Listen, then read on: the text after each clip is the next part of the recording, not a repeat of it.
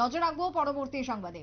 বিশালগড়ের bypass সড়ক এলাকায় সৃজন উৎসব পালন। আর এই সৃজন উৎসব উপলক্ষে উপস্থিত ছিলেন উদ্বোধনে রাজ্যের মন্ত্রী প্রণজিৎ সিংহ রায়। বিশালগড় ব্লকের উদ্যোগে বৃহস্পতিবার সন্ধ্যায় বাইপাস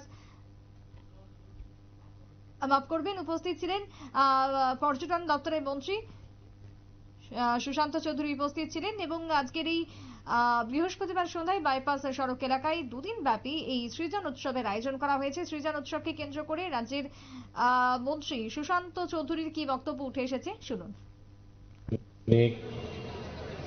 এবং রাষ্ট্রনায়কদের মধ্যে অন্যতম নেতাজি সুভাষচন্দ্র বসুর 127তম জন্মদিন, তাকে আমরা শ্রদ্ধার সঙ্গে স্মরণ করছি।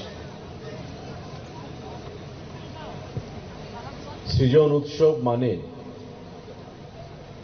সৃষ্টি। আমরা এখানে যারা উপস্থিত আছি, আমরা প্রত্যেকে মার কোল থেকে যখন আমরা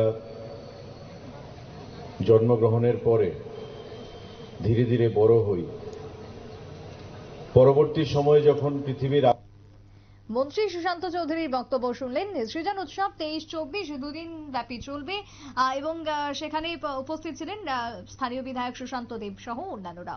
ছোট্ট বিরতির পর ফিরছি, সঙ্গে থাকুন।